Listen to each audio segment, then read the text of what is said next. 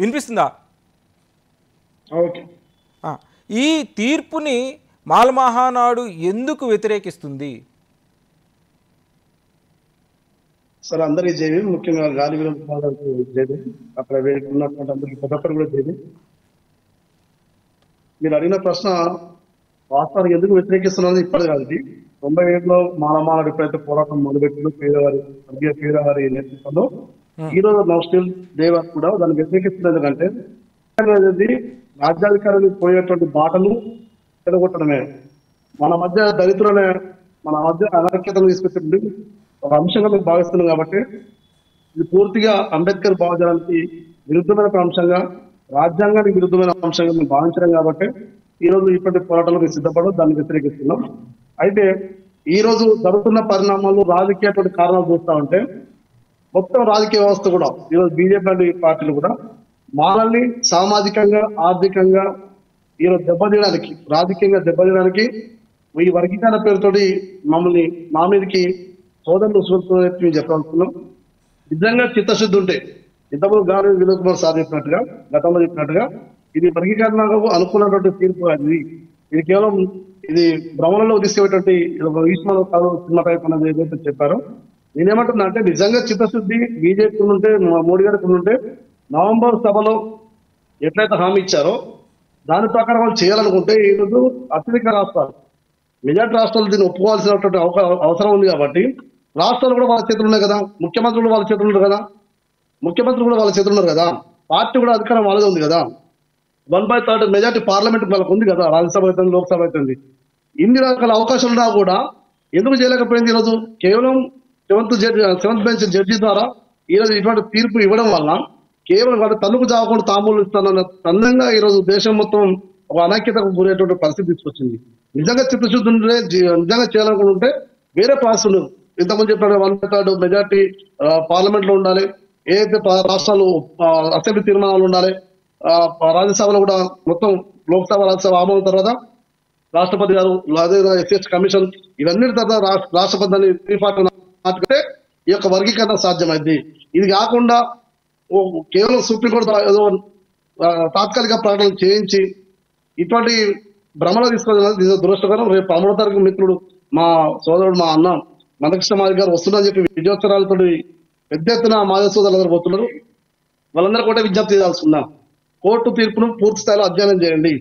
ఈ రాజకీయ ప్రకటనల కోసం, రాజకీయ ప్రేరేపిత న్యాయ ప్రకటనల మీద మీరు ఆధారపడి తొందరపడి మీరు తీసుకున్నటువంటి నిర్ణయాలు ఏవైతున్నాయో అది మన దేశాల్లో దళితుల మధ్య అనైక్యతకు తీవ్ర ఆఘాతానికి దారి తీసేటువంటి ప్రమాదం ఉంది. కాబట్టి దయచేసి అటువంటి ప్రయత్నాలు చేయదని చెప్తున్నా. ఇంతకుముందు మన గాలి వినోద్ కుమార్ గారు చెప్తున్నట్టు అన్టచబుల్లో నేతకాన్ని లేరని చెప్పారు సార్. దయచేసి దాన్ని విత్డ్రా చేసుకోవాలి. ఎందుకంటే అన్టచబుల్ ఉంది కాబట్టి ఈ రోజు మనల్ని అందరూ తీసుకొని 341లో పెట్టి ఈరోజు రిజర్వేషన్ వర్గాలుగా మనం ఉంచడం జరిగింది. అందులో నేతకాన్ని అనేది కూడా ఒక వర్గం. కాబట్టి దయచేసి వాయిస్ కూడా తీసుకోవాలని చెప్పి వాపసు తీసుకోవాలని కోరుతా ఉన్నాం. మిత్రులు ఇంతకుముందు చెప్పినట్టుగా మాలమహానాడు కేవలం నాయకుల కోసం పనిచేస్తుంది, రాజకీయ అస్తిత్వం కోసం పనిచేస్తుంది, వాళ్ళ అధికారం కోసం పనిచేస్తున్నది మాత్రం అది తీవ్రంగా ఖండిస్తున్నాం. ఈ రోజు ఎంతో మంది త్యాగాల పునాల మీద ఈ రోజు ఈ యొక్క ఉద్యమాలు నిర్మిస్తున్నాం. నాయకత్వం ఏదైనా కానీ ఎవరైనా కానీ ఇంత పెద్ద ఉద్యమాన్ని నిర్మిస్తూ సంఘటితంగా ముందు పోతున్న పరిస్థితి. ఇదే ఎంఆర్పిఎస్, ఇదే మాలమహానాడు సందర్భం వచ్చినప్పుడు మన కేంద్రం ఎస్సీ అట్రాసిటీ చట్టాన్ని నిర్వీర్యం చేసే క్రమంలో కూడా కృష్ణమాల గారి నాయకత్వంలో మేము రాష్ట్రం మొత్తం కూడా తిరగడం జరిగింది. అంతకుముందు సిఏఏ ఎన్ఆర్సీ మీద కూడా దేశవ్యాప్తంగా కూడా మీ యొక్క అంశం మీద కృష్ణమాల గారు మేము కలిసి పనిచేయడం జరిగింది. అంటే అంశాల వారిగా మేము కలిసి పనిచేస్తున్నటువంటి తరుణంలో ఇటువంటి ప్రమాదాలు, అంటే వీళ్ళు ఇంకెక్కువ కలిసి ఉంటే ఇది రాజ్యాధికారాన్ని పోయేటువంటి ప్రమాదం ఉంది, వీళ్ళ మధ్యన శిక్ష పెట్టాలని చెప్పి ఈ రకమైనటువంటి తీర్పులు తీసుకొచ్చి దౌర్భాగ్యం ఏంటంటే న్యాయ వ్యవస్థ కూడా రాజకీయ ప్రభావంతో పనిచేయడం అనేది దురదృష్టకరం. ప్రధాని మోడీ గారు ఎప్పుడైతే నవంబర్ లో తాను ప్రకటించిందో ఆ ప్రకటన యాస్టీజ్ ఈరోజు సుప్రీంకోర్టు 7 ధర్మాసనం మాట్లాడడం అనేది నిజం కూడా చాలా విడ్డూరంగా ఉంది. ఎందుకంటే అంటే ఈ రకమైనటువంటి న్యాయ వ్యవస్థను కూడా ఒక ప్రధాని తన చెప్పు చేతలో ఉంచుకోవడం అనేది చాలా దౌర్భాగ్యమైన పరిస్థితి. దీన్ని మేము తీవ్రంగా భావిస్తున్నాం, వ్యతిరేకిస్తున్నాం. కాబట్టి ఇటువంటి చౌకబారు ప్రకటనతోటి ఈ దళితుల మధ్య అనైక్యతను తీసుకొచ్చి మమ్మల్ని కొట్టుకొని చావనట్టు చందన మీ యొక్క రాజకీయ ప్రకటన ఉంటే మాత్రం మేము చూస్తూ ఊరుకోపోం. మా ఉమ్మడి అంశాలు చాలా ఉన్నాయి. ఈ దేశవ్యాప్తంగా ఈరోజు దళితుని ఈరోజు అన్నా చెప్పినట్టుగా దేశ ప్రధాన పౌరుడైనటువంటి రాష్ట్రపతికే గౌరవం లేనటువంటి పరిస్థితి, దేశంలో ఉన్నటువంటి మంత్రులకే ఈరోజు గౌరవం లేనటువంటి పరిస్థితి.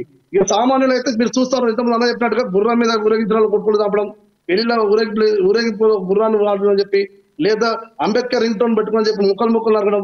అక్కడ దాకా ఎందుకంటే మన ఆంధ్రప్రదేశ్ లో డోర్ డెలివరీ పరిస్థితి. మామిడి చెట్టు కట్టేసి ఆకలి అవుతుందని చెప్పి మామిడికాయలు దొంగతనం చేస్తే మామిడి చెట్టు కట్టి చంపినటువంటి వ్యవస్థలో మనం ఉన్నాం. తెల్లబట్టలు వేసుకున్నందుకు అభంగపట్నంలో మనల్ని బురదతో కొట్టినటువంటి పరిస్థితి. రామోజీపేటలో 36 దళిత కుటుంబాల మీద పాశంగా దాడి చేసినటువంటి పరిస్థితి. అంతేకాకుండా మన ఉస్కబాతులైనటువంటి మన వాళ్ళు కూడా చిత్రహింసలు పెట్టినటువంటి పరిస్థితి. అంటే ఇలా చెప్పడం పోతే అన్టచబిలిటీ అనేది ప్రతి చోట ప్రతి వాళ్ళు ఎదుర్కొంటారు సార్. అది ఈ స్థాయి ఆ స్థాయి అని కాదు. దీన్ని దృష్టిలో పెట్టుకొని క్రిమినల్ అనేది ఈరోజు మనం 100 మంది పోయి ఎంపీలో వాళ్ళ పెద్దలు పోయి కలవడంతో నిర్ణయాలు వాపసు తీసుకోవడం కావచ్చు. కానీ ఇటువంటి నిర్ణయాల వల్ల మొత్తం కన్ఫ్యూజన్ వ్యవస్థ ఏర్పడేటువంటి పరిస్థితి ఉంది. పిల్లలు కూడా ఎడ్యుకేటెడ్ ఈరోజు ముందుకు వస్తున్నటువంటి ఈ తరంలో 94 ఉన్న పరిస్థితులు 2004 సార్ 30 సంవత్సరాల క్రితం ఉద్యోగాల మీద లేదా వేరే ఉండొచ్చు. కానీ ఈ రోజు ఉన్నటువంటి పరిస్థితులలో ప్రభుత్వ ఉద్యోగాలు ఎక్కడ ఉన్నాయి సార్? మొత్తం ప్రైవేట్ పని అవుతున్న పరిస్థితి. థ్యాంక్ యూ సుధాకర్ గారు. నేను మళ్ళీ వస్తాను మీ దగ్గరికి. వినోద్ కుమార్ గారు, ఇక్కడ మొదటి రోజు తీర్పు వచ్చిన సందర్భంలో అందరూ ఈ తీర్పుతో వర్గీకరణ జరుగుతుందని ఒక సంబరాలు చేసుకున్న అంశం ఒకటైతే, నిన్న మందాకృష్ణ మాదిక్ గారు ప్రెస్ మీట్ పెట్టి మోదీ నాకు హామీ ఇచ్చారు వర్గీకరణకి అనడం, అంటే జరిగిందా లేదా అనే కన్ఫ్యూజన్ మళ్ళీ ఆయన క్రియేట్ చేశారు. రెండోది, ఆయన ఈ తీర్పుకు మోదీ గారు సహకరించారు అనే ఒక వ్యాఖ్య చేశారు. సుప్రీంకోర్టు తీర్పుకి మోదీ గారు ఎలా సహకరిస్తారు? మూడోది, మాయావతి గారి మీద, మల్లికార్జున్ ఖర్గే గారి కుటుంబాల మీద రాజకీయ విమర్శలు ఆయన చేశారు. దీన్ని మొత్తాన్ని ఎలా అర్థం చేసుకోవాలి? ఇది మొత్తంగా ఏంటంటే దేశవ్యాప్తంగా దళిత సమాజం ఎవరైతే అసెప్టివ్ గా ఉండి రాజకీయ అధికారం వైపు ఇంతకుముందు తమ్ముడు చెప్పినట్టుగా పోతున్న వాళ్ళు ఎవరైతే ఉన్నారో, అటు ఇవాళ మల్లికార్జున్ ఖర్గే కాంగ్రెస్ పార్టీ రూపంలో ఒక ఉన్నత స్థాయికి ఎదిగాడు. అట్లాగే మాయావతి ఇవాళ బహుజన్ సమాజ్ పార్టీ సొంత పార్టీ పేరు మీద ఇవాళ ఉన్నత స్థాయికి ఎదిగారు. అట్లాగే ఆయన చెప్పిన ఎవరైతే కొన్ని కుటుంబాలు ఉన్నాయో ఆ కుటుంబాలన్నీ కూడా కొంతగా రాజకీయ రిజర్వేషన్లను వాడుకొని కొంత స్థాయికి ఎదిగిన వాళ్ళు. అయితే వర్గీకరణ అంశానికి దానికి ఏం సంబంధం లేదు ఆయన మాట్లాడిన విధానానికి. ఇవాళ రాజకీయ రిజర్వేషన్ల అంశం అనేది చర్చ లేదు ఈ దేశంలో. మరి అటువంటిప్పుడు వాళ్ళ గురించి ఎందుకు చర్చ పెట్టాడు ఆయన? ఇవాళ విద్యా ఉద్యోగ రంగంలో మాత్రమే వర్గీకరణ అంశాన్ని ఇవాళ సుప్రీంకోర్టు కూడా అదే మాట్లాడింది. ఇవాళ ఈయన కూడా మొదటి నుండి కూడా విద్యా ఉద్యోగ రంగాల మాత్రమే కొట్లాడుతున్నాడు 30 ఏళ్ళుగా.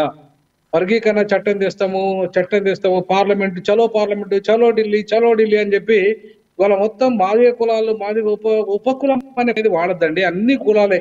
ఈ 1500లకు పైగా ఉన్న కులాలన్నీ ఏ కులం కాకులం తన అస్తిత్వాన్ని కాపాడుకుంటుంది. ఇంతకుముందు తమ్ముడు నేత కానీ